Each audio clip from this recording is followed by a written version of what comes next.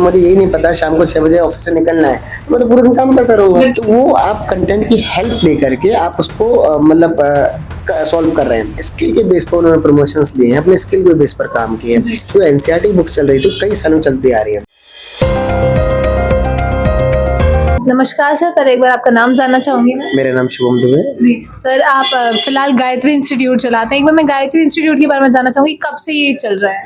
Madam मैंने start किया था 15 अगस्त 2015 से। जी जी जी। अभी करेंटली मुझे 9 साल जो है कंप्लीट हो गए जी। हैं। 10 साल हो जाएंगे नेक्स्ट जी ईयर। जी जी। सर, गायत्री इंस्टीट्यूट में बच्चों के लिए क्या क्या सर्विसेज दी जाती है? हम लोग मैम मेनली ना स्कूल एकेडमिक की जो सारी कोचिंग क्लासेस होते हैं वो प्रोवाइड करते हैं, प्राइमरी टू 12th की। जी जी जी जी। और उसके अंदर सारे सब्जेक्ट्स हैं। प्राइमरी में तो जो आपको बेसिक जो कवर होता है वो, इवन 11th 12th के अंदर जो हमारा कॉमर्स, आर्ट्स और साइंस तीनों कवर करते हैं। जी। तो सर, जो प्रैक्टिकल बेसिस क्लासेस होती है, तो क्या यहाँ पर उन क्लासेस की भी सर्विसेज बच्चों को मिलती है? मैडम बेसिकली तो हम सिर्फ एजुकेशन जो स्कूल एकेडमिक रहता है वही कवर करते हैं। अगर उनके बीच के कोई टॉपिक्स हैं जो सीबीएसई ने बोले हुए हैं, अगर उसके लैब्स हैं, कंप्यूटर हेल्प या कंप्यूटर कोई लैब्स है, वो भी कवर अप कराते हैं, वो टॉपिक कवर कराते हैं। जी जी। तो सर, अभी जिस तरह से फिलहाल आप एजुकेशन देख रहे होंगे कि अगर मैं पिछले कोरोना से पहले की बात करूँ तो एजुकेशन का लेवल और अब कोरोना के बाद एजुकेशन का लेवल क्या रहा है, इसके बारे में थोड़ा सा बताइए। मैडम देखिए, कोविड से पहले जो एजुकेशन थी वो कई मायनों में अलग थी। जैसे कि सिलेबस बहुत ज़्यादा था, जी। अब कम कर दिया गया है। सीबीएसई ने जब पैंडेमिक आया तो उस टाइम पर बच्चों के पास प्रॉपर कवरेज का टाइम नहीं था। चीज़ें काफ़ी सारी डिस्टर्ब चल रही थी, फैमिलीज में इश्यूज थे लोगों के। इस वजह से syllabus approx 30 to 40% I think कम किया गया था। उसके बाद से बट वो कंटिन्यूएशन में उतना ही डिडक्ट होकर चल रहा है, जो कि वही सब सिलेबस हटाया गया था जो कि हमारे ग्रेजुएशन में लिंक करता है। जी जी जी। जो ग्रेजुएशन में लिंक नहीं करता वहां तक का 60% 70% सिलेबस हमारे पास 12th में रखा गया। जी जी जी जी। सर, फिलहाल जो एजुकेशन बच्चों को मिल रही है उसके बारे में थोड़ी सी बात करूँगी। क्या वो एजुकेशन सही तरीके से लोग बच्चों को मिल भी पा रही है या उसमें कुछ चेंजेस आपके हिसाब से होने चाहिए? मैडम देखिए, अभी पिछले 2-3 सालों में सीबीएसई ने काफ़ी सारे चेंजेस किए हैं, जी। जिसमें हमारे reasoning based question, skill based questions और कंटेंट को ऐड किया गया है। डेफिनेटली उसके बेस पर बच्चों को ये प्रिपेयर किया जा रहा है कि सिर्फ आप बुक लैंग्वेज को समझ करके या सिर्फ बुकिश नॉलेज को लेकर के, पहले क्या होता है हर बच्चा ग्रेजुएट तो हो रहा था बट उसके पास स्किल बेस्ड नॉलेज बिल्कुल भी नहीं थी। फिर बाद में ट्रेनिंग्स करनी पड़ती थी, उन सबको हटा करके इवन स्पेशल मैं कहूँ दिल्ली गवर्नमेंट में कई स्कूल चालू हुए हैं जहाँ पर स्किल बेस्ड काम हो रहे हैं। इंडियन गवर्नमेंट के थ्रू भी कई सारे कोर्स चालू किए गए हैं, बड़े 12th लेवल के भी, ग्रेजुएशन लेवल के, जहाँ पर स्किल बेस्ड काम किया जाए ताकि बच्चे को ट्रेनिंग की जगह पर वो जो आपकी बुकिंग का जो बुक का कंटेंट है उसके साथ साथ बच्चे की ट्रेनिंग भी प्रोवाइड की जा सके ताकि बच्चा ज़्यादा बेटर स्किल प्रोवाइड कर पाए, ले पाएगा और ज़्यादा बेटर सर्विस प्रोवाइड कर पाएगा। जी सर, लेकिन अगर बीच में मैं न्यूज़ देखूं तो न्यूज़ में एक खबर आई थी कि कई अनऑथराइज्ड जो कोचिंग सेंटर्स हैं उनको बंद करा देगा। एक बार इसके बारे में थोड़ा सा आप मुझे बताइए। मैडम देखिए, आई थिंक आप बारिश के टाइम की बात कर रहे हैं, जो शायद बेसमेंट में पानी चला गया था। वो एक्सीडेंट था, जो मे बी किसी न किसी के जैसे मैनेजमेंट ने कहा कि कई लोगों के इग्नोरेंस की वजह से हुआ। वो एक जस्ट बेसिक एक्सीडेंट था। जो भी लोग इन्वॉल्व थे उसके लिए काम कर ही रहे, प्रशासन भी काम कर रहा, गवर्नमेंट काम कर रही है। लेकिन बीच में खबर ये भी आई थी कि कई कोचिंग सेंटर्स जो है वो बंद करवाए जाएंगे, जो अनऑथराइज्ड कोचिंग सेंटर्स है उनको बंद कर दिया जाएगा। तो इस बारे में थोड़ा सा बोल। मैम लक्ष्मी नगर हो गया, ये जो ज़्यादा क्राउडेड एरिया है जहाँ पर सबसे बड़े कोचिंग सेंटर चल रहे हैं, वहाँ पर लिमिट से ज़्यादा या स्पेस से ज़्यादा बच्चों को बैठाया जा रहा है। प्रॉपर टीम मैनेजमेंट नहीं है। कई सारी जो गवर्नमेंट की एमसीडी जो गाइडलाइन उनको फॉलो अप नहीं किया जाता है। बच्चों की सेफ्टी के लिए फोकस नहीं किया जा रहा है, अननेसेसरी प्रेशर क्रिएट किया जा रहा है, जिसकी वजह से उस पर एमसीडी ने भी एक्शंस लिए गए थे।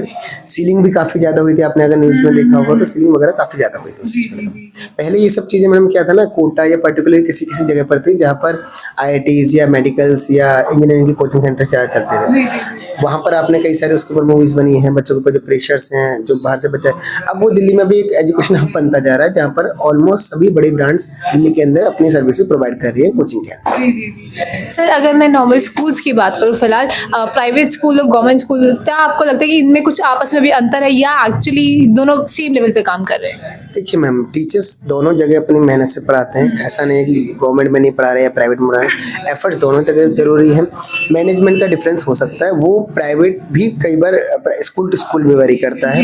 मेन है बच्चा कितना पोटेंशियल रख पा रहा है और टीचर उसको कैसे कन्वे कर पा रहा है। चीज़ें अगर कम्युनिकेशन प्रॉपरली हो रही है तो चाहे स्कूल प्राइवेट हो चाहे गवर्नमेंट हो, बच्चा अगर डिसिप्लिन में आ रहा है या मैनेजमेंट उसको डिसिप्लिन में मॉनिटर कर पा रहा है तो चीज़ें दोनों जगह अच्छी चलेगी। इसमें प्राइवेट ऑर्गेनाइजेशन गवर्नमेंट एजुकेशन कोई लेना देना नहीं। इंफ्रास्ट्रक्चर का डिफरेंस हो सकता है, प्राइवेट में डेफिनेटली हम इतने अच्छी फीस ले रहे हैं तो सर्विसेज कुछ अलग दे सकते हैं, लग्जरी सर्विसेज दे सकते हैं। आपने देखा होगा प्राइवेट स्कूल्स में हर जगह एसी है, स्मार्ट बोर्ड्स हैं, इवन गवर्नमेंट स्कूल्स में भी स्मार्ट बोर्ड और बाकी सारी फैसिलिटी दी गई हैं, बट हर लग्जरी प्रोवाइड नहीं की जा सकती। प्राइवेट तो मैम ये कि फीसेस के अकॉर्डिंग लग्जरी आपको प्रोवाइड की जा रही है। तो सर अगर सर्विसेज की ही मैं बात करूँ, एजुकेशन जो है आज के टाइम पे भाई हर किसी के मौलिक अधिकार है कि उसको एजुकेशन तो मिलनी ही चाहिए।